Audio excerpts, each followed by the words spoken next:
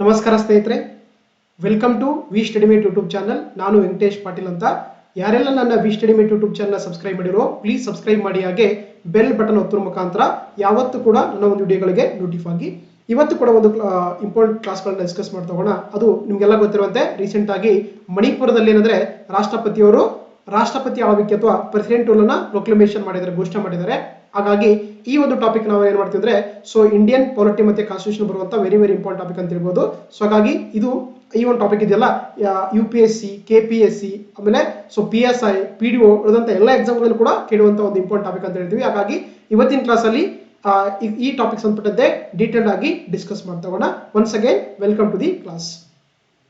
ನೋಡಿ, ಏನು ನಮಗೆ ನಾರ್ತ್ ಈಸ್ಟ್ ಸ್ಟೇಟ್ ಇರುವಂತ ಒಂದು ಮಣಿಪುರ ಅಂತ ಕೇಳಿದಿರಲ್ಲ ಕೂಡ, ಹೌದಾ? ನಾರ್ತ್ ಈಸ್ಟ್ ಬರುವಂತ ಏನು ಮಣಿಪುರ ರಾಜ್ಯ ಇದೆಯಲ್ಲ, ಇಲ್ಲಿ ಏನ್ ಮಾಡ್ತಾರೆ ಅಂದ್ರೆ ಆಕ್ಚುಲಿ ಸಾಮಾನ್ಯವಾಗಿ ಅಲ್ಲಿ 3 ಟ್ರೈಬಲ್ ಗ್ರೂಪ್ ಕಂಡು ಬರ್ತವೆ. ಒಂದು ನಾಗಾಸ್ ಅಂತ ಕರಿತೀವಿ, ನಾಗಾಸ್ ಬುಡಕಟ್ಟು ಜನಾಂಗ ಅಂತ ಬರ್ತಾರೆ. ಅದೇ ರೀತಿ ಮೀಟೀಸ್ ಅಂತ ಬರ್ತಾರೆ. ಅದೇ ರೀತಿ ಕುಕ್ಕೀಸ್ ಅಂತ ಏನಂದ್ರೆ 3 ಬುಡಕಟ್ಟು ಜನಾಂಗಗಳಲ್ಲಿ ಕಂಡು ಬರ್ತಾರೆ. ಅಲ್ಲಿ ಮೇಜರ್ ಆಗಿ ಬಂದು ಮೀಟಿ ಮತ್ತೆ ಕುಕ್ಕಿ ಮಧ್ಯೆ ಅಂದ್ರೆ ಒಂದು ಸಾಕಷ್ಟು ವೈರತ್ವ ಅಥವಾ ಒಂದು ದ್ವೇಷದ ವಾತಾವರಣ ಉಂಟಾಗಿದೆ. ರೀಸೆಂಟ್ ಆಗಿ ಸಾಕಷ್ಟು ಒಂದು ಹಿಂಸಾತ್ಮಕ ಘಟನೆಗಳು ಸಾಗ್ತಾ ಇದೆ. ಅದಕ್ಕೆ ಏನ್ ಮಾಡ್ತಾರೆ ಅಂದ್ರೆ ಅಲ್ಲಿನ ಮುಖ್ಯಮಂತ್ರಿಗಳಾಗಿರುವಂತ ಬೀರೇನ್ ಸಿಂಗ್ ಅವರು ಏನಂದ್ರೆ ಆ ಒಂದು ಹಿಂಸಾತ್ಮಕ ಘಟನೆಗೆ ಹೊಣೆವತ್ತು ಏನ್ ಮಾಡ್ತಾರೆ ಅವರು ರೀಸೆಂಟ್ ಆಗಿ ಮಣಿಪುರದ ಮುಖ್ಯಮಂತ್ರಿ ಸ್ಥಾನಕ್ಕೆ ಏನಂತಂದ್ರೆ ಅವರು ರಾಜೀನಾಮೆಯನ್ನ ಕೊಡ್ತಾರೆ. ಹಾಗಾಗಿ ಅಲ್ಲಿ ಏನಂದ್ರೆ ರಾಷ್ಟ್ರಪತಿಯವರು ಅಂಡರ್ ಆರ್ಟಿಕಲ್ 356 ಅಲ್ಲಿ ಒಂದು ರಾಷ್ಟ್ರಪತಿ ಆಳ್ವಿಕೆಯನ್ನ ಜಾರಿಗೆ ತಂದಿದ್ದಾರೆ. ಓಕೆನಾ, ಗೊತ್ತಿರಲಿ. ಹಾಗಾಗಿ ನಮ್ಮ ದೇಶದಲ್ಲಿ ಅತಿ ಹೆಚ್ಚು ಬಾರಿ ರಾಷ್ಟ್ರಪತಿ ಆಳ್ವಿಕೆ ತಂದಿರುವಂತಹ ಒಂದು ಜಿಲ್ಲೆ ರಾಜ್ಯವಾದಂತಂದ್ರೆ ಅದು ಮಣಿಪುರ ಆಗಿದೆ. ಇದು ಏನಂದ್ರೆ 11ನೇ ಟೈಮ್. ನೋಡಿ, this is the 11th time proclamation of the president rule in the state of the Manipur ಅಂತ ಕರೀತಾರೆ. ಓಕೆನಾ, ಹಾಗಾಗಿ ನಮ್ಮ ದೇಶದಲ್ಲಿ ಅತಿ ಹೆಚ್ಚು ಬಾರಿ ರಾಷ್ಟ್ರಪತಿ ಆಳ್ವಿಕೆ ಹೊಂದಿದ ದೇಶವಾದಂತಂದ್ರೆ ಅದು ಮಣಿಪುರ ಅಂತ ಕರಿತೀವಿ ನಾವು. ಓಕೆನಾ, ಎಸ್. ಹಾಗಾದ್ರೆ ಈ ಒಂದು ಎಮರ್ಜೆನ್ಸಿ ಪ್ರಾವಿನ್ಸಸ್ ಅಥವಾ ತುರ್ತು ಪರಿಸ್ಥಿತಿಗಳಂತ ಟಾಪಿಕ್ ಅನ್ನ ನೋಡ್ತಾ ಹೋಗೋಣ. ನೋಡಿ, ಇದನ್ನ ನಮ್ಮ ಸಂವಿಧಾನದಲ್ಲಿ ಮೆನ್ಷನ್ ಮಾಡ್ತಾ ಹೋಗ್ತಾರೆ. ಹಾಗಾಗಿ ಆ ಒಂದು ಕಾನ್ಸ್ಟಿಟ್ಯೂಷನ್ ಸ್ಟೇಟಸ್ ನೋಡೋದಾದ್ರೆ ಇದನ್ನ ನಮ್ಮ ಸಂವಿಧಾನದ 18ನೇ ಭಾಗದಲ್ಲಿ ಮೆನ್ಷನ್ ಮಾಡ್ತಾ ಹೋಗ್ತಾರೆ. ಯಾವುದು? ಎಮರ್ಜೆನ್ಸಿ ಪ್ರಾವಿನ್ಸಸ್ ಅಥವಾ ತುರ್ತು ಪರಿಸ್ಥಿತಿಗಳಂತ ಟಾಪಿಕ್ ಅನ್ನ ನಮ್ಮ ಒಂದು ಸಂವಿಧಾನದಲ್ಲಿ 18ನೇ ಭಾಗದಲ್ಲಿ ಮೆನ್ಷನ್ ಮಾಡ್ತಾ ಹೋಗ್ತಾರೆ. ಆರ್ಟಿಕಲ್ಸ್ ಬಂದು 352ರಿಂದ 340 ಇದೆಯಲ್ಲ, ಅವೆಲ್ಲವೂ ಕೂಡ they are related to the emergency provisions ಅಂತ ಕರೀತಾರೆ. ಓಕೆನಾ, ಹಾಗಾದ್ರೆ ಎಮರ್ಜೆನ್ಸಿ ಪ್ರಾವಿನ್ಸ್ ಅಂದ್ರೆ ಏನಂದ್ರೆ ನೋಡಿ, ಯಾವುದೇ ಒಂದು ನಮ್ಮ ದೇಶದಲ್ಲಿರುವಂತಹ ಯಾವುದೇ ಒಂದು ರಾಜ್ಯ ಆಗಿರ್ಬೋದು ಅಥವಾ ಇಡೀ ದೇಶದಲ್ಲಿ ಕೂಡ ಒಂದು ಏನಾದ್ರೆ ಯಾವುದೇ ಒಂದು ಭಾಗದಲ್ಲಿ ಶಾಂತಿಗೆ ಧಕ್ಕೆ ಬಂದ್ರೆ, ಭದ್ರತೆಗೆ ಧಕ್ಕೆ ಉಂಟಾದ್ರೆ ಅಥವಾ ಸ್ಥಿರತೆಗಳ ಏನಾದರೂ ಇಶ್ಯೂಸ್ ಆದ್ರೆ, ಹೌದಾ, ಆಡಳಿತಕ್ಕೆ ಏನಾದ್ರು ಕೂಡ ಬೆದರಿಕೆ ಒಡ್ಡೋದಂತ ಯಾವುದೋ ಒಂದು ಅಸಾಧಾರಣ ಸಂದರ್ಭ ಏನಾದರೂ ಕೂಡ ತಲೆ ತೂರಿದ್ರೆ ಅವಾಗ ಏನ್ ಮಾಡ್ತಾರೆ ಅಂದ್ರೆ ನಮ್ಮ ದೇಶದಲ್ಲಿ ಒಂದು ತುರ್ತು ಪರಿಸ್ಥಿತಿಯನ್ನ ಏರ್ತಾರೆ. Okay, that is called the emergency provisions ಅಂತ ಕರೀತಾರೆ.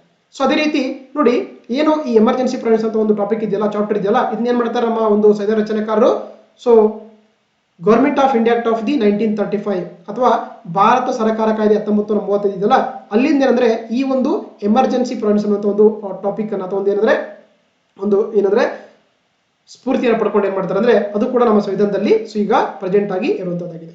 ಜೊತೆಗೆ ಗೊತ್ತಿಲ್ಲ, ಕನ್ಫ್ಯೂಸ್ ಆಗ್ಬೇಡಿ. ಓಕೆನಾ, ನೋಡಿ, ಯಾವಾಗ ನಮ್ಮ ದೇಶದಲ್ಲಿ ನ್ಯಾಷನಲ್ ಎಮರ್ಜೆನ್ಸಿ ಇರುತ್ತೋ ಅವಾಗ ಏನ್ ಮಾಡ್ತಾರೆ ರಾಷ್ಟ್ರಪತಿಯವರು ನಮ್ಮ ಒಂದು ಮೂಲಭೂತಗಳನ್ನ ಏನ್ ಮಾಡ್ತಾರೆ ಅಲ್ಲಿ ಸಸ್ಪೆನ್ಷನ್ ಮಾಡ್ತಾರೆ. ಹೌದಾ, ಏನ್ ಮಾಡ್ತಾರೆ ಅಂದ್ರೆ ಸಸ್ಪೆನ್ಷನ್ ಮಾಡ್ತಾರೆ. ಈ ಒಂದು ಪ್ರಾವಿಷನ್ಸ್ ಇದೆಯಲ್ಲ, ಇದನ್ನ ತಗೊಂಡಿದ್ದೀವಿ ಅಂದ್ರೆ ನಾವು it is borrowed from the Germany constitution. ಇದನ್ನ ನಾವು ಏನ್ ಮಾಡಿದೀವಿ, ಜರ್ಮನಿ ಸಂವಿಧಾನದಿಂದ ತೆಗೆದುಕೊಂಡಿದ್ದೀವಿ. Don't confuse. Okay, government of India act of 1935 ಏನ್ ಮಾಡಿದ್ವಿ ನಾವು, ಎಮರ್ಜೆನ್ಸಿ ಪ್ರಾವಿನ್ಸ್ ಅನ್ನ ಬಾರೋ ಮಾಡ್ಕೊಂಡಿದ್ವಿ. ಅದೇ ರೀತಿ ಯಾವಾಗ ನಮ್ಮ ದೇಶದ ನ್ಯಾಷನಲ್ ಎಮರ್ಜೆನ್ಸಿ ಇರುತ್ತೋ ಅವಾಗ ಏನು ಫಂಡಮೆಂಟಲ್ ರೈಟ್ ಸಸ್ಪೆನ್ಷನ್ ಮಾಡ್ತಾರಲ್ಲ ಅದನ್ನ ನಾವು ಬಾರೋ ಮಾಡ್ಕೊಂಡಿದ್ದು ಜರ್ಮನಿ ಸಂವಿಧಾನದಿಂದ ಅಂತ ಗೊತ್ತಿರಬೇಕಾಗುತ್ತೆ. Okay, S. ನೋಡಿ, ನಮ್ಮ ಸಂವಿಧಾನದಲ್ಲಿ ಏನಂದ್ರೆ ಮೂರು ಡಿಫ್ರೆಂಟ್ ರೀತಿ 3 ವಿಧಗಳ ಏನಂತಂದ್ರೆ ಒಂದು ಎಮರ್ಜೆನ್ಸಿಯನ್ನ ಮೆನ್ಷನ್ ಮಾಡ್ತಾ ಹೋಗ್ತಾರೆ. ಒಂದು ರಾಷ್ಟ್ರೀಯ ತುರ್ತು ಪರಿಸ್ಥಿತಿ ಕರೀತಾರೆ, ಇಂಗ್ಲಿಷ್ ನಲ್ಲಿ ರಾಷ್ಟ್ರೀಯ ತುರ್ತು ಪರಿಸ್ಥಿತಿ ಅಂತ ಕರೀತಾರೆ. ಇಂಗ್ಲಿಷ್ ನಲ್ಲಿ ನಾವು ನ್ಯಾಷನಲ್ ಎಮರ್ಜೆನ್ಸಿ ಅಂತ ಕರೀತಾರೆ. ಇದನ್ನ ನಮ್ಮ ಸಂವಿಧಾನದಲ್ಲಿ 356ನೇ ವಿಧಿಯಲ್ಲಿ ಮೆನ್ಷನ್ ಮಾಡ್ತಾ ಹೋಗ್ತಾರೆ. ಎರಡನೇದು ಬಂದು ಪ್ರೆಸಿಡೆಂಟ್ ರೂಲ್ ಅಥವಾ ಕನ್ನಡದಲ್ಲಿ ನಾವು ರಾಷ್ಟ್ರಪತಿ ಆಳ್ವಿಕೆ ಅಂತ ಕರೀತಾರೆ. ಇದನ್ನ ಆರ್ಟಿಕಲ್ 356 ಅಲ್ಲಿ ಮೆನ್ಷನ್ ಮಾಡ್ತಾ ಹೋಗ್ತಾರೆ. ಅದೇ ರೀತಿ ಮೂರನೇದು ಬಂದು ಫಿನಾನ್ಷಿಯಲ್ ಎಮರ್ಜೆನ್ಸಿ ಅಥವಾ ಹಣಕಾಸಿನ ತುರ್ತು ಪರಿಸ್ಥಿತಿ ಕರಿತೀವಿ, ಅಂಡರ್ ಆರ್ಟಿಕಲ್ 360 ಅಲ್ಲಿ ಮೆನ್ಷನ್ ಮಾಡ್ತಾ ಹೋಗ್ತಾರೆ. ಹಾಗಾಗಿ ನಮ್ಮ ಸಂವಿಧಾನದಲ್ಲಿ 3 ರೀತಿಯ ತುರ್ತು ಪರಿಸ್ಥಿತಿಗಳನ್ನ ಮೆನ್ಷನ್ ಮಾಡಿದ್ದಾರೆ. ಒಂದು ರಾಷ್ಟ್ರೀಯ ತುರ್ತು ಪರಿಸ್ಥಿತಿ ಅಂಡರ್ ಆರ್ಟಿಕಲ್ 356 52 ಅಲ್ಲಿ, ಅದೇ ರೀತಿ ರಾಷ್ಟ್ರಪತಿ ಆಳ್ವಿಕೆ ಅಂಡರ್ ಆರ್ಟಿಕಲ್ 356 ಅಲ್ಲಿ, ಅದೇ ರೀತಿ ಫಿನಾನ್ಷಿಯಲ್ ಎಮರ್ಜೆನ್ಸಿ ಅಥವಾ ಹಣಕಾಸು ತುರ್ತು ಪರಿಸ್ಥಿತಿಯನ್ನ ಅಂಡರ್ ಆರ್ಟಿಕಲ್ 360 ಅಲ್ಲಿ. ಓಕೆ, ನಾನು ಇವತ್ತಿನ ಕ್ಲಾಸಲ್ಲಿ ಮೇಜರ್ ಆಗಿ ಡಿಸ್ಕಸ್ ಮಾಡೋದೇನೆಂದ್ರೆ ಓನ್ಲಿ ಪ್ರೆಸಿಡೆಂಟ್ ರೂಲ್ ಅಥವಾ ರಾಷ್ಟ್ರಪತಿ ಆಳ್ವಿಕೆ ಮಾತ್ರ ಡಿಸ್ಕಸ್ ಮಾಡ್ತಾ ಹೋಗ್ತೀನಿ. ಮುಂದಿನ ಕ್ಲಾಸ್ಗಳಲ್ಲಿ ರಿಮೈನಿಂಗ್ 2 ಅನ್ನು ಕೂಡ ಡಿಸ್ಕಸ್ ಮಾಡ್ತಾ ಹೋಗೋಣ. Okay, S.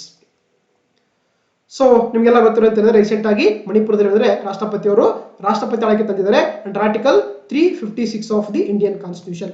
ಹಾಗಾಗಿ ನಮಗೆ ಎಕ್ಸಾಮ್ ಪಾಯಿಂಟ್ ಆಫ್ ವ್ಯೂ ಒಂದು ಟಾಪಿಕ್ ಇಂಪಾರ್ಟೆಂಟ್ ಆಗ್ತಾ ಹೋಗುತ್ತೆ, ಅದ್ರ ಬಗ್ಗೆ ಡೀಟೇಲ್ ಆಗಿ ಡಿಸ್ಕಸ್ ಮಾಡ್ತಾ ಹೋಗೋಣ. ನೋಡಿ, ಹಾಗಾದ್ರೆ ಏನಿದು ರಾಷ್ಟ್ರಪತಿ ಆಳ್ವಿಕೆ ಅಂದ್ರೆ ಏನ್ ಮಾಡ್ತಾರೆ ಅಂತ ನೋಡಿ, ನಮ್ಮ ದೇಶದ ಏನು ರಾಷ್ಟ್ರಪತಿಗಳಿದಾರಲ್ಲ ಅವರು ಅಂಡರ್ ಆರ್ಟಿಕಲ್ 356 ಅಂದ್ರೆ 356 ವಿಧಿ ಪ್ರಕಾರ ಏನ್ ಮಾಡ್ತಾರೆ ಅಂದ್ರೆ ಯಾವುದೇ ಒಂದು ರಾಜ್ಯದಲ್ಲಿ, ಓಕೆ, ನಮ್ಮ ದೇಶದ ಯಾವುದೇ ಒಂದು ರಾಜ್ಯದಲ್ಲಿ ಏನಾದ್ರೂ ಕೂಡ ಒಂದು ಕಾನ್ಸ್ಟಿಟ್ಯೂಷನಲ್ ಮೆಷಿನರಿ ಅಥವಾ ಏನಾದ್ರೆ ಸಾಂವಿಧಾನಿಕ ಯಂತ್ರ ಏನಾದ್ರೂ ಕೂಡ ಕೆಲಸ ಮಾಡುವಲ್ಲಿ ವಿಫಲವಾದ್ರೆ, ಓಕೆನಾ, ಅಥವಾ ಏನಾದ್ರೂ ಕೂಡ ಸಂವಿಧಾನಕ್ಕೆ ಒಂದು ವಿರೋಧವಾಗಿ ಕೆಲಸ ಮಾಡಿದ್ರೆ ಅವಾಗ ಏನ್ ಮಾಡ್ತಾರೆ ರಾಷ್ಟ್ರಪತಿಯವರು ನಮ್ಮ ದೇಶದಲ್ಲಿ ಅಂಡರ್ ಆರ್ಟಿಕಲ್ 356 ಅಲ್ಲಿ ಒಂದು ರಾಷ್ಟ್ರಪತಿ ಆಳ್ವಿಕೆಯನ್ನ ಜಾರಿಗೊಳಿಸ್ತಾರೆ.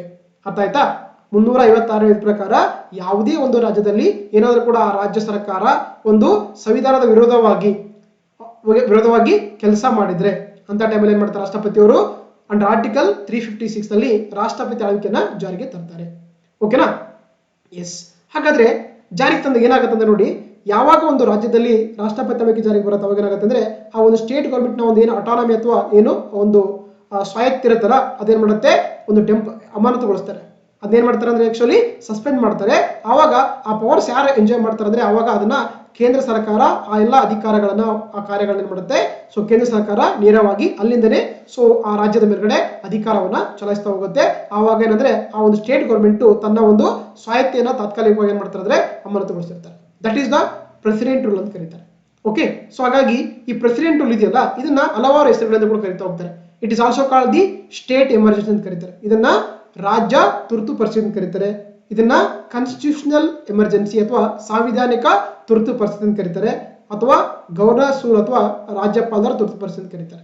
ಗೊತ್ತಿರಲಿ, ನಮ್ಮ ಕಾನ್ಸ್ಟಿಟ್ಯೂಷನ್ ಅಲ್ಲಿ ಅಂಡರ್ ಆರ್ಟಿಕಲ್ 356 ಇದೆಯಲ್ಲ ಇಲ್ಲಿ ಏನಂದ್ರೆ ಈ ಎಮರ್ಜೆನ್ಸಿ ಅನ್ನುವಂಥ ಪದವನ್ನು ಮೆನ್ಷನ್ ಮಾಡಿಲ್ಲ. ವೆರಿ ವೆರಿ ಇಂಪಾರ್ಟೆಂಟ್ ಅಂತ.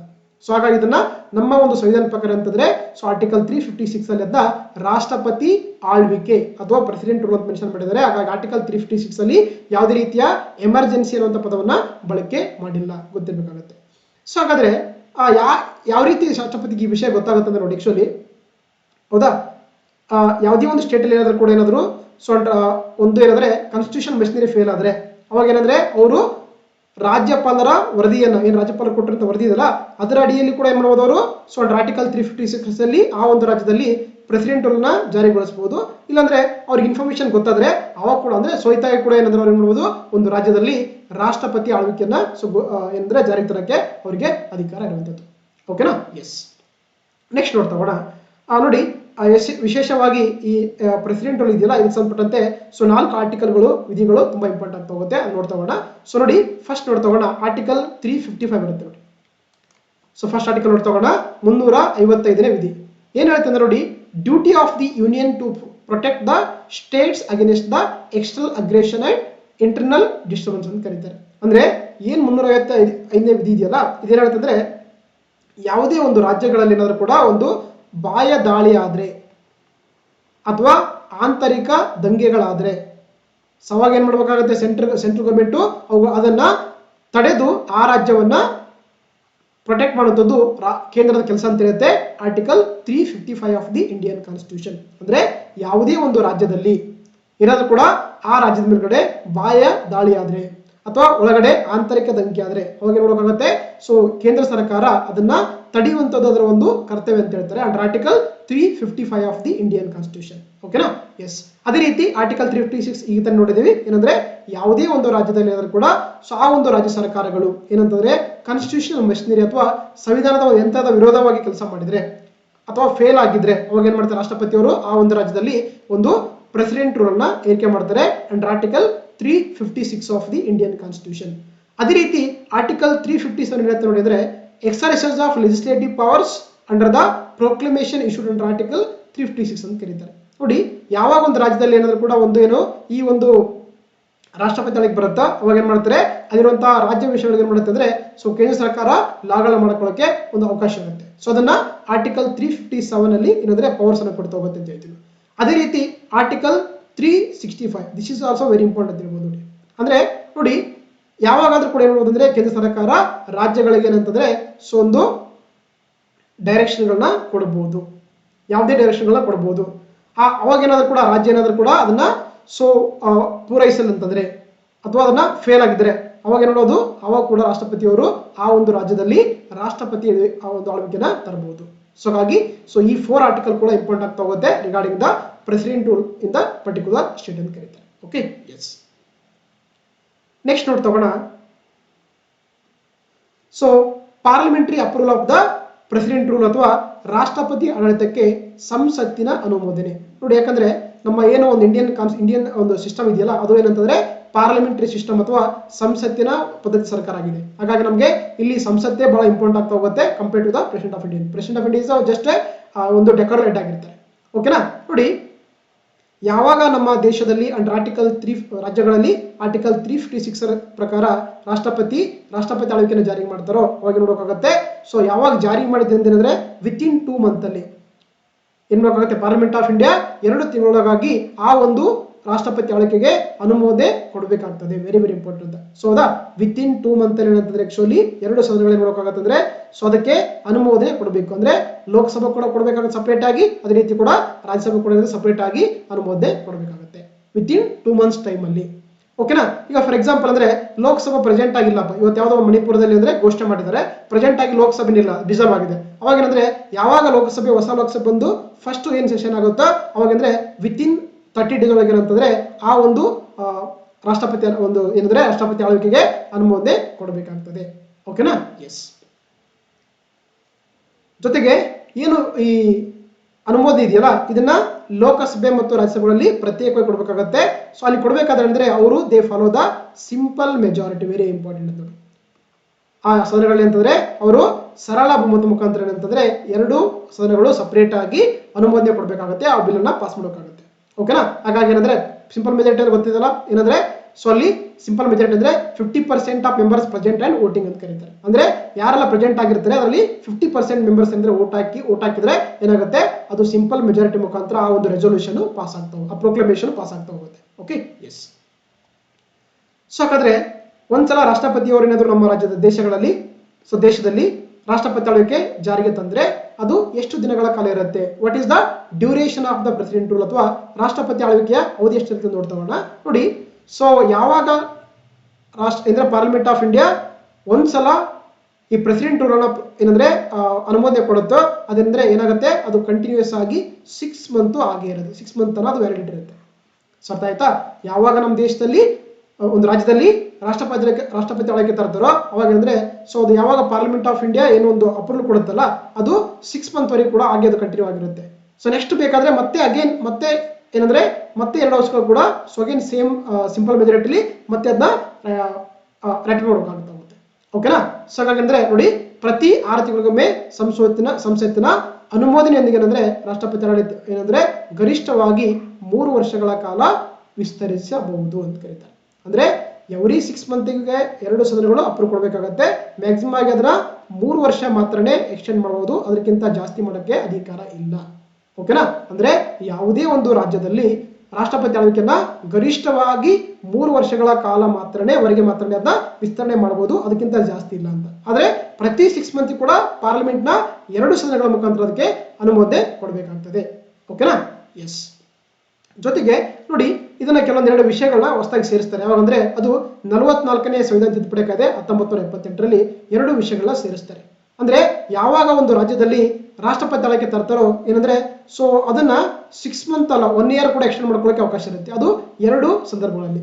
ಒಂದೇನಂದ್ರೆ ಆಲ್ರೆಡಿ ನಮ್ಮ ದೇಶದಲ್ಲಿ ಕೂಡ ಅಂಡರ್ ಆರ್ಟಿಕಲ್ 352 ಅಲ್ಲಿ ಏನಾದರೂ ಕೂಡ ನಮ್ಮ ದೇಶದಲ್ಲಿ ಆ ಸಂದರ್ಭದಲ್ಲಿ ರಾಷ್ಟ್ರೀಯ ತುರ್ತು ಪರಿಸ್ಥಿತಿ ಅಂದ್ರೆ ಇಂಪ್ಲಿಮೆಂಟೇಷನ್ ಆಗಿದ್ರೆ ನೋಡಿದ್ರೆ ಅವಾಗ ನೋಡಬಹುದು ಸೊ ಪಾರ್ಲಿಮೆಂಟ್ ನ ಒಂದು ಏನು ರಾಷ್ಟ್ರಪತಿ ಆಳ್ವಿಕೆಯನ್ನ ಎಟ್ ಎ ಟೈಮ್ ಅಲ್ಲಿ 1 ಇಯರ್ ಎಕ್ಸ್ಟೆಂಡ್ ಮಾಡಬಹುದು. ಓಕೆನಾ. ಅಥವಾ ಎರಡನೇ ರೀಸನ್ ಏನಂತಂದ್ರೆ ಯಾವಾಗಾದ್ರೂ ಕೂಡ ಎಲೆಕ್ಷನ್ ಕಮಿಷನ್ ಆಫ್ ಇಂಡಿಯಾ ಅಥವಾ ಏನು ಭಾರತ ಚುನಾವಣೆ ಆಗಿದೆಯಲ್ಲ ಇಲ್ಲ ಈಗ ಎಲೆಕ್ಷನ್ ನಡೆಸೋದು ತುಂಬಾ ಕಷ್ಟ ಇದೆ, ಡಿಫಿಕಲ್ಟಿ ಇದೆ, ಹಾಗಾಗಿ ಸೊ ಇನ್ನೂ ಮುಂದುವರ್ಸೋದು ಏನ್ ಮಾಡೋದು ಆ ಟೈಮಲ್ಲಿ ಕೂಡ ಏನ್ ಮಾಡೋದು ಅದನ್ನ ಸೊ 1 ವರ್ಷಗಳ ಕಾಲ ಸೊ ಅದನ್ನ ಏನಂದ್ರೆ ಆ ಒಂದು ತುರ್ತು ಪರಿಸ್ಥಿತಿಯನ್ನ ಎಕ್ಸ್ಟೆಂಡ್ ಮಾಡ್ಕೊಳ್ಳೋಕೆ ಅವಕಾಶ ಇರುತ್ತೆ, ಮತ್ತೆ ಸದನಗಳ ಟರ್ಮ್ ಕೂಡ ಎಕ್ಸ್ಟೆಂಡ್ ಮಾಡ್ಕೊಳ್ಳೋಕೆ ಅವಕಾಶ ಇರುತ್ತೆ. That is the duration of the president rule ಅಂತ ಕರೀತಾರೆ. Okay, S. ಸೊ ಹಾಗಾದ್ರೆ ಯಾವಾಗ ರಾಷ್ಟ್ರಪತಿಯವರು ಇದನ್ನು ತೆಗೆದುಹಾಕಬಹುದು, ರದ್ದು ಮಾಡಬಹುದು ಅಂತ ನೋಡಿ. Actually so president of India powers ಇದೆ. ಓಕೆ, ಒಂದು ರಾಜ್ಯದಲ್ಲಿ ಯಾವಾಗ ಬೇಕಾದ್ರೂ ಕೂಡ ಏನ್ ಮಾಡಬಹುದು ಅವರು ಆ ಒಂದು ರಾಷ್ಟ್ರಪತಿ ಆಳ್ವಿಕೆಯನ್ನ ಹಿಂಪಡೆಯಬಹುದು ಅಥವಾ ರದ್ದು ಮಾಡಬಹುದು. ನೋಡಿ, a proclamation of emergency can be revoked by the president of India at any time subsequent proclamation ಕರೀತಾರೆ. ಮತ್ತೇನಂದ್ರೆ ಅವರು ಹೊಸದಾಗಿ ಅದನ್ನ ಪ್ರೊಕ್ಲಮೇಷನ್ ಮಾಡೋದ್ರ ಮುಖಾಂತರ ಅಂದ್ರೆ ಆ ಒಂದು ರಾಜ್ಯದಲ್ಲಿ ರಾಷ್ಟ್ರಪತಿ ಆಳ್ವಿಕೆಯನ್ನ ರದ್ದು ಮಾಡಬಹುದು. ಓಕೆನಾ, ಹಾಗಾಗಿ ಆ ಸಂದರ್ಭದಲ್ಲಿ ಯಾವುದೇ ರೀತಿಯ ಪಾರ್ಲಿಮೆಂಟ್ನ ಸಂಸತ್ತಿನ ಅಪ್ರೂವಿನ ಅನುಮೋದನೆಯ ಅಗತ್ಯ ಇರಂಗಿಲ್ಲ. ಓಕೆನಾ, ಜೊತೆಗೆ ನೋಡಿ ಯಾವಾಗ ಒಂದು ರಾಜ್ಯದಲ್ಲಿ ಸೊ ಅಂಡರ್ ಆರ್ಟಿಕಲ್ 356 ಅಲ್ಲಿ ಪ್ರೆಸಿಡೆಂಟ್ ರೂಲ್ ಘೋಷಣೆ ಮಾಡ್ತಿರ್ತಾರೆ, ಅವಾಗ ಏನ್ ಮಾಡಬಹುದು ರಾಷ್ಟ್ರಪತಿಗಳು ಆ ಒಂದು ರಾಜ್ಯ ವಿಧಾನಸಭೆಯನ್ನ ಸಸ್ಪೆಂಡ್ ಅಂದ್ರೆ ಅಮಾನತುಗೊಳಿಸಬಹುದು ಅಥವಾ ಅದನ್ನ ಡಿಸಾಲ್ವ್ ವಿಸರ್ಜನೆ ಆದರೂ ಮಾಡಬಹುದು. ಎರಡು ಅವಕಾಶ ಇರುತ್ತೆ. ಓಕೆ, ಅದನ್ನ ಅಮಾನತು ಮಾಡಬಹುದು ಅಥವಾ ಅದನ್ನ ಸಸ್ಪೆನ್ಷನ್ ಅಥವಾ ಡಿಸಾಲ್ವ್ ಕೂಡ ವಿಸರ್ಜನೆ ಕೂಡ ಮಾಡ್ಕೊಳ್ಳೋಕೆ ರಾಷ್ಟ್ರಪತಿಯವರಿಗೆ ಅವಕಾಶ ಅಧಿಕಾರ ಇರುತ್ತೆ. ಓಕೆನಾ, ಎಸ್. ನೋಡಿ, ವಿಶೇಷವಾಗಿ ಈ ಮಣಿಪುರ ಅಂತ ಬಂದಾಗ ಇಲ್ಲಿ ಒಂದು ಟರ್ಮ್ ಅನ್ನ ಮೆನ್ಷನ್ ಮಾಡ್ತಾ ಹೋಗ್ತಾರೆ. ನೋಡಿ, ಇದು ನಿಮ್ಗೆ ಗೊತ್ತಿರಬೇಕಾಗುತ್ತೆ, ಮೇ ಬಿ ಎಕ್ಸಾಮ್ ಅಲ್ಲಿ ಕೇಳಬಹುದೇನೋ ಗೊತ್ತಿಲ್ಲ.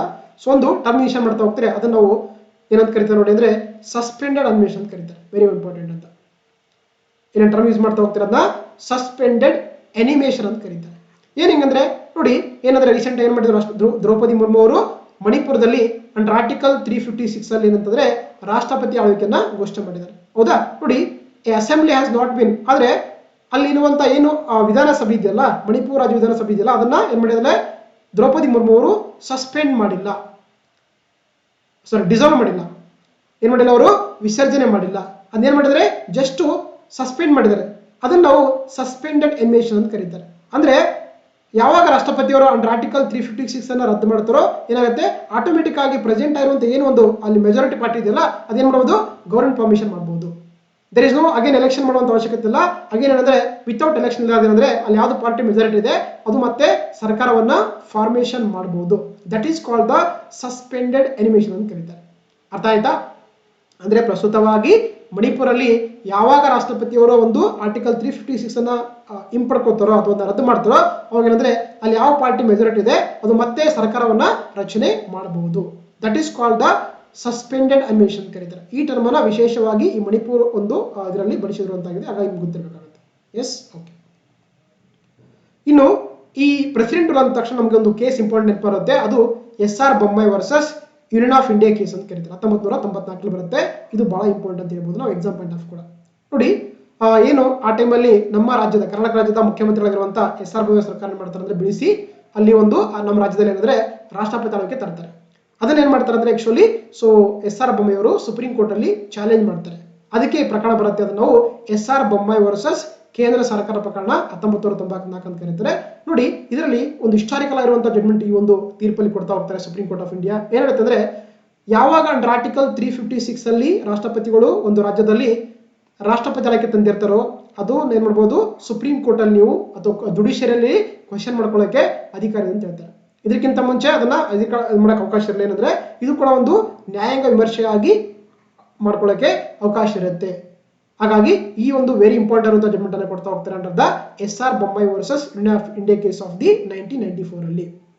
ಓಕೆನಾ, ಅದೇ ರೀತಿ ನೋಡಿ ಅಂದ್ರೆ the Supreme Court of High Court ಇದೆಯಲ್ಲ can strike down the proclamation if it is made malafide or based on the only relevant or extraneous grounds ಅಂತ ಕರೀತಾರೆ. ನೋಡಿ, ನಮಗೆ ನಮ್ಮ ದೇಶದಲ್ಲಿ ಬಂದಾಗ ಅಂದ್ರೆ ಸಾಕಷ್ಟು ಸಲ ಏನಂತಂದ್ರೆ ರಾಷ್ಟ್ರಪತಿ ಆಳ್ವಿಕೆಯನ್ನ ರಾಜಕಾರಣಗೋಸ್ಕರನೇ ಬಳಸ್ಕೊತಾರೆ. ಈಗ ಫಾರ್ ಎಕ್ಸಾಂಪಲ್ ಸೆಂಟ್ರಲ್ ಗವರ್ಮೆಂಟ್ ಅಲ್ಲಿ ಸೆಂಟ್ರಲ್ ಅಲ್ಲಿ ಎಕ್ಸ್ ಪಾರ್ಟಿ ರೂಲಿಂಗ್ ಇದ್ರೆ, ಏನಾದ್ರು ಸ್ಟೇಟ್ ವೈ ಪಾರ್ಟಿ ಇದ್ರೆ ಆ ಒಂದು ರಾಜ್ಯದಲ್ಲಿ ಏನಂತಂದ್ರೆ ಅಂಡರ್ ಆರ್ಟಿಕಲ್ 356 ಪ್ರಕಾರ ರಾಷ್ಟ್ರಪತಿ ಆಳ್ವಿಕೆಯನ್ನ ತಂದು ಸೊ ಬೇರೆ ಸರ್ಕಾರ ತರುವಂತದ್ದು ಉದ್ದೇಶ ಆಗಿರುತ್ತೆ. ಇದನ್ನ ಬಹಳ ಕಾರಣಕ್ಕಾಗಿ ರಾಜಕಾರಣಕ್ಕೆ ಬಳಸ್ಕೊತಾರೆ.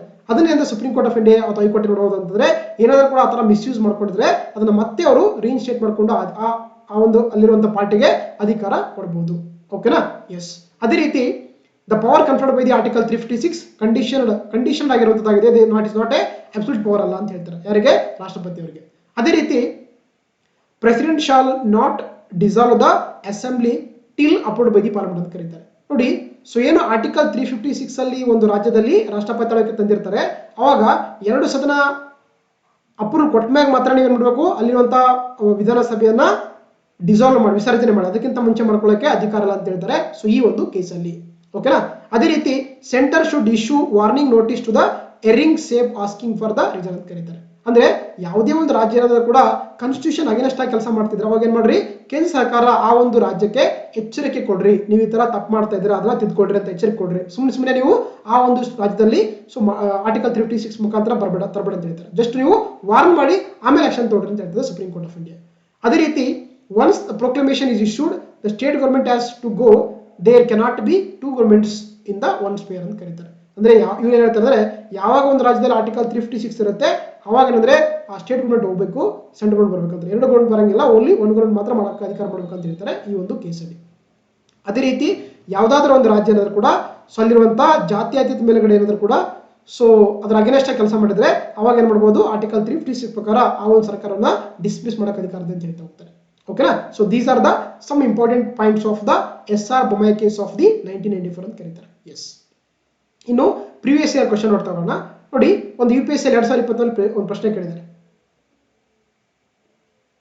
2021 ಅಲ್ಲಿ ಕ್ವಶನ್ ಕೇಳಿದ್ದಾರೆ. ಏನು ಕೇಳಿದ್ದಾರೆ ಅಂದ್ರೆ, ಈ ಕೆಳಗಿನವುಗಳಲ್ಲಿ ಯಾವುದು ಒಂದು ರಾಜ್ಯದಲ್ಲಿ ರಾಷ್ಟ್ರಪತಿ ಆಳ್ವಿಕೆಯ ಘೋಷಣೆಯ ಪರಿಣಾಮಗಳಲ್ಲ ಅಂತ ಕೇಳ್ತಾರೆ. ಅಂದ್ರೆ which of the following are not necessarily the consequence of the proclamation of the president rule in the state ಅಂತ ಕರೀತಾರೆ. ಓಕೆನಾ. ಫಸ್ಟ್ ಸ್ಟೇಟ್ಮೆಂಟು ರಾಜ್ಯ ವಿಧಾನಸಭೆ ವಿಸರ್ಜನೆ, ಎರಡನೇದ್ದು ರಾಜ್ಯದಲ್ಲಿ ಮಂತ್ರಿಮಂಡಲವನ್ನ ತೆಗೆದುಹಾಕುವುದು, ಮೂರನೇದ್ದು ಸ್ಥಳೀಯ ಸಂಸ್ಥೆಗಳ ವಿಸರ್ಜನೆ. ಹಾಗಾದ್ರೆ ಇಲ್ಲಿ ಸರಿಯಾದ ಉತ್ತರವನ್ನು ಆಯ್ಕೆ ಮಾಡಿಕೊಂಡಿದ್ದಾರೆ.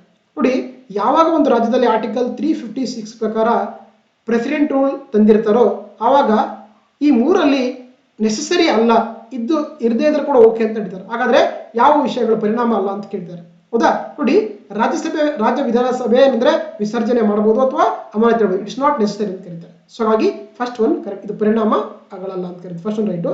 ಅದೇ ರೀತಿ ಸ್ಥಳೀಯ ಸಂಸ್ಥೆಗಳ ವಿಸರ್ಜನೆ ಅಂತ ಕರೀತಾರೆ. ಸೊ ಯಾವಾಗ ನಮ್ಮ ಒಂದು ರಾಜ್ಯದಲ್ಲಿ ಏನು ರಾಷ್ಟ್ರಪತಿ ಆಳ್ವಿಕೆ ಬರುತ್ತೆ, ಸೊ ಸ್ಥಳೀಯ ಸಂಸ್ಥೆಗಳು ಇದೇನು ಒಂದು ಎಫೆಕ್ಟ್ ಆಗಲ್ಲ. ಸೊ ಹಾಗಾಗಿ ಇದು ಕೂಡ ಕರೆಕ್ಟ್ ಆಗುತ್ತೆ. ಬಟ್ ಆದ್ರೆ ಯಾವಾಗ ಆರ್ಟಿಕಲ್ 356 ಅಲ್ಲಿ ಒಂದು ರಾಷ್ಟ್ರಪತಿ ಆಳ್ವಿಕೆ ಏರಿಸ್ತಾರೆ ಅವಾಗ ಏನ್ ಮಾಡ್ತಾರೆ, ರಾಷ್ಟ್ರಪತಿಗಳು ಅಲ್ಲಿನ ಮಂತ್ರಿಮಂಡಲವನ್ನು ಅವರು ತೆಗೆದುಹಾಕ್ತಾರೆ, ಅದನ್ನ ಡಿಸಾಲ್ವ್ ಮಾಡ್ತಾರೆ, ಇದು ಕರೆಕ್ಟ್ ಆಗುತ್ತೆ. ಸೊ ಹಾಗಾಗಿ ಯಾವ ಪರಿಣಾಮಗಳಲ್ಲ ಅಂತಂದ್ರೆ 1, 3 ಅಲ್ಲ. ಸೊ ಹಾಗಾಗಿ ಆಪ್ಷನ್ ಬಿ 1 ಮತ್ತು 3 ಇದೆಯಲ್ಲ, ಇದು option B is the right answer. Okay, option B is the correct ಆಗುತ್ತೆ. ಸೊ ಹಾಗಾಗಿ ಇದಿಷ್ಟು ಕ್ಲಾಸ್ ಆಗಿತ್ತು. ಸೊ ಈ ಒಂದು ಕ್ಲಾಸ್ ನಿಮ್ಗೆ ಇಷ್ಟವಾಗಿದ್ರೆ ದಯವಿಟ್ಟು ಈ ಒಂದು ನನ್ನ ಚಾನಲ್ನ ಸಬ್ಸ್ಕ್ರೈಬ್ ಮಾಡಿ, ನಿಮ್ಮ ಫ್ರೆಂಡ್ಸ್ಗೆ ಶೇರ್ ಮಾಡಿ, ಮತ್ತು ನಿಮ್ಗೆ ಏನೇ ಡೌಟ್ಸ್ ಇದ್ರೂ ಕೂಡ ಕಾಮೆಂಟ್ ಮಾಡಿ. ಮತ್ತೆ ಮುಂದಿನ ಕ್ಲಾಸಲ್ಲಿ ಸಿಗ್ತಾ ಹೋಗೋಣ. Thank you.